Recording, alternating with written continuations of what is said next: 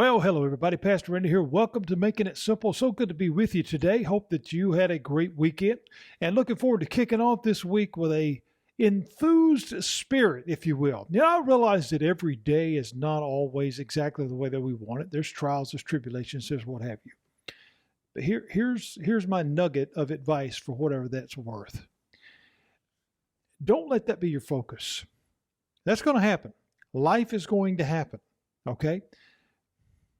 What we allow to take up residence, though, what we allow to be our focus, that will be what either allows us forward momentum or come to a dead stop. It's really that simple. We oftentimes find ourselves bound by the situation. You know, it's almost like, if we use a sports analogy, it's almost like you're at halftime and you're down 40 points and you say, well, there's no chance. That mountain is too high to climb. You're never going to make the first step toward the top. You're never going to make the first move toward making that point differential start coming down in increments, whether by 7 points, 9 points, whatever, it doesn't matter. Every day is going to present its own issue, whatever it may be. Some may be minor, some may be major. But if that is our focus rather than the solution, we'll never get past it. We look at the story of Daniel kind of in that thought. The decree has come down. The storm of others being against us is in full force. The wind is blowing, the roof is coming off. Because those that were against him, they just didn't want him out of the way. They wanted him dead. They wanted him permanently removed. We have to understand that, friends. That changes the whole entire dynamic. How does that impact our faith? See, because in the storm of life, our faith is tested. There's no way around that. There's no way to deny that. However, that testing only has the strength that we allow it to have. Do we focus on the test or do we focus on the resolution? Because Daniel had an out. He didn't prevent the test. He went into the test knowing there was only one answer, and that was his faith. And he trusted it with his life. He didn't just trust it with results. He didn't just trust it with a hope so, maybe so, think so. No, he trusted it with his life, knowing that either way, come out or be devoured. I mean, there's no nice way to put that. That God had him. That God had him and would not fail him, regardless of the result. Shadrach, Meshach, and Abednego, same way. Okay, we're not bowing down. We're not doing it because it's not right.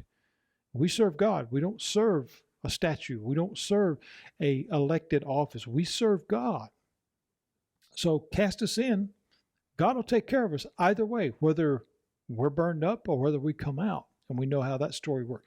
We know how this story worked. See, friends, serving God can be very costly, whether it's with our lives, whether it's with some bumps and bruises from the storm.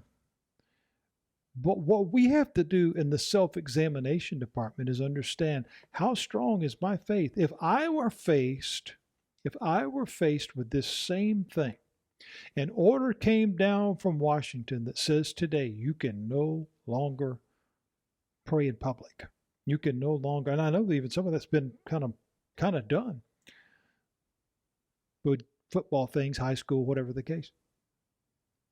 But said you can no longer pray, not just in public, or not just where you can't pray, period, to anybody but whoever's in this particular office, mayor, governor, president, whatever. And if you get caught doing anything beyond that, anything beyond speaking to this mortal man, praying to this mortal man, this elected position, then we're going to kill you. Not harm you, not exile you to an island or make you leave town. We're going to kill you. We're going to throw you in a den with ravenous lions, and they're going to rip you to pieces.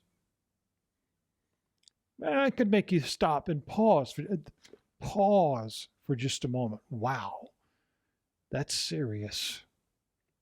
But I love God, and I don't worship anybody else, and I'm not going to. This is where Daniel was placed. You see, those around him were plotting because they wanted their way, and they didn't care what it cost, even if it cost Daniel his life, even if they had blood on their hands, because he was not guilty of anything, but they didn't care.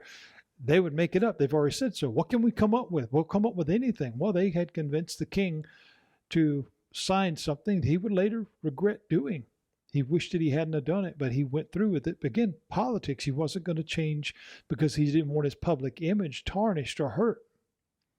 We see those sometimes in those high positions, they lose sight of reality because the desire for more power or the desire to appear a certain way has overridden the desire for truth or the desire for care or compassion.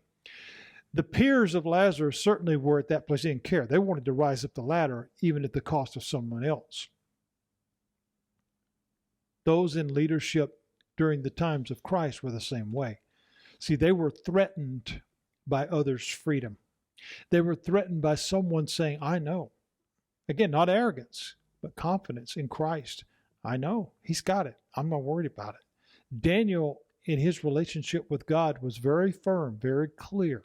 He knew that he knew that he knew that God would not let him down.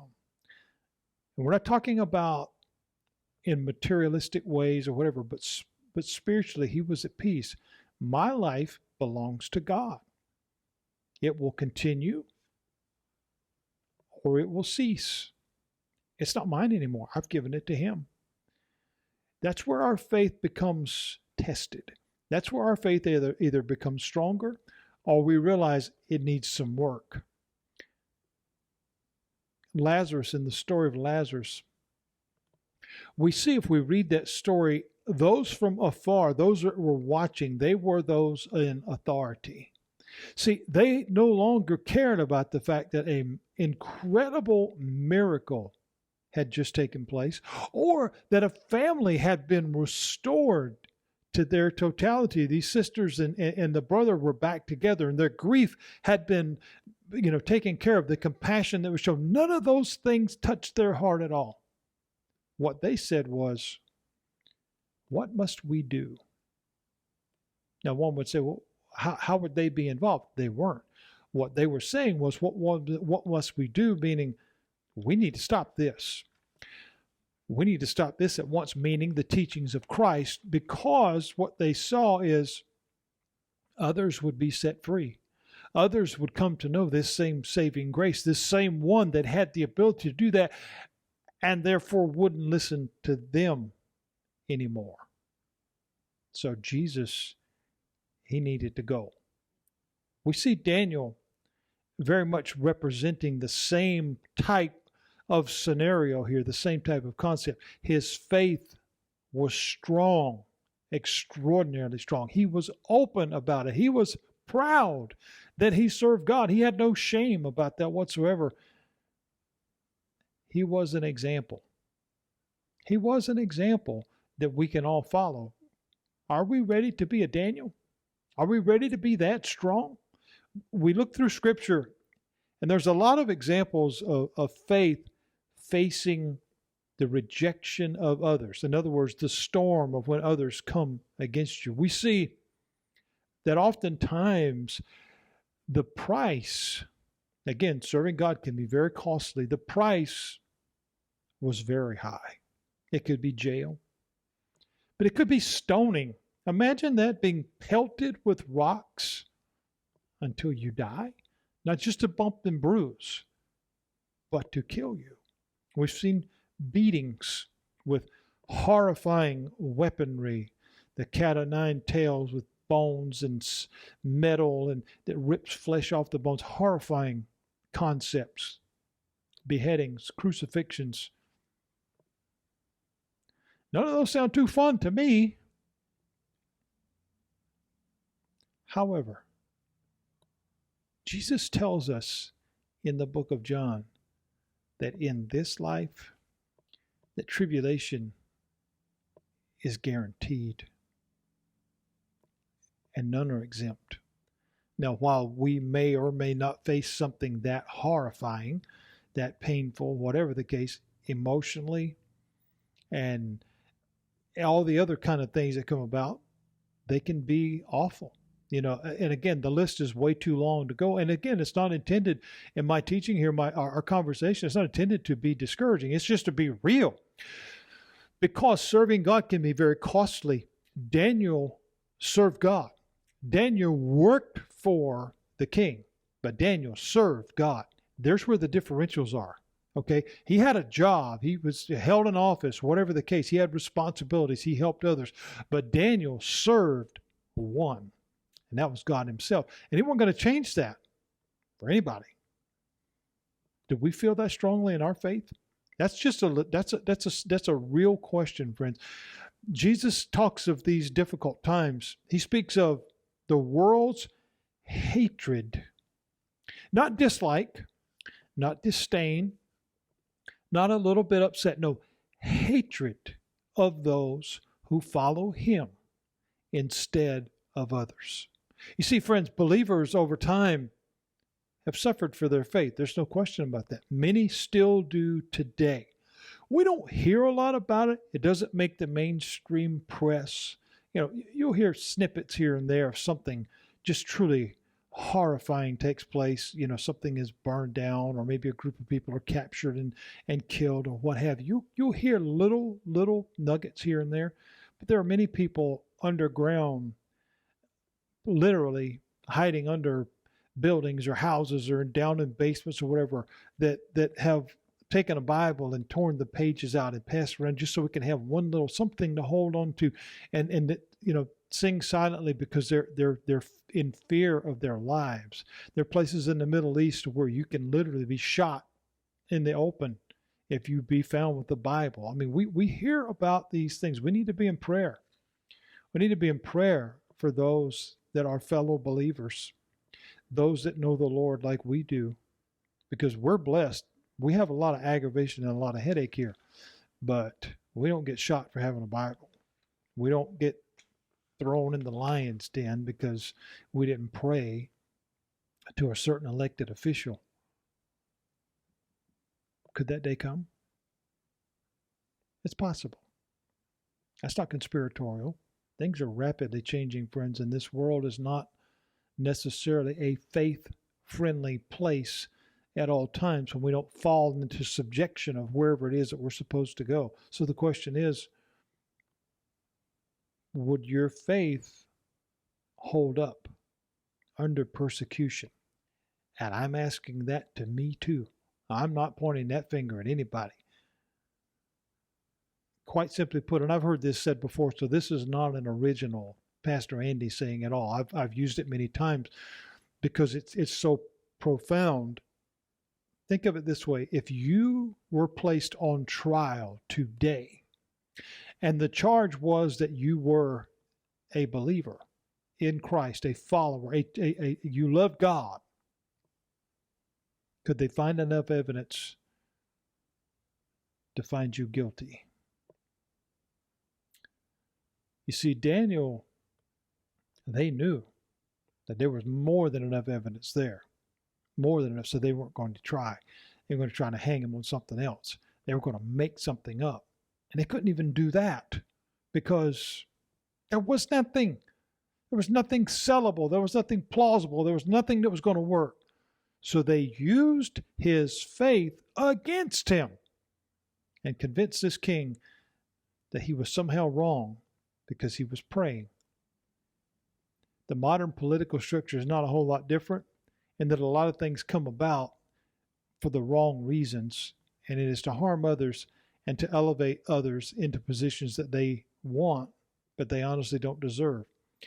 So we see the plan, and that plan was, well, let's find something we can use against Daniel. The storm of when others come against us. Oftentimes, there's no limitations there. The rails are off. The barriers are off. Let all things go. No holds barred. Let's just do whatever it takes. Well, let's find something to discredit this guy. Let's find something to create, some doubt in the eyes of others. Let's start a scandal. Let's find a flaw. Anything at all. And if we can't find one, we'll make one up. Friends, this stuff that we see today, it's not new. It's been going on for a long time in that realm of thinking. I want to get here. Somebody's in my way. What can I do to get them out of the way? It's a part of the human condition that's not right. It's a part of the human condition that is fallible, that is sinful, if you will. And that is why we need a heart transplant, a heart work in our life, which only comes through accepting Christ. That's the only way that type of diseased heart can be fixed.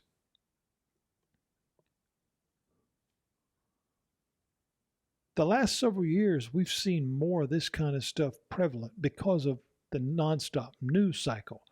But we look here at the life of Daniel and realize, wait a minute, that's the same kind of junk that goes on now.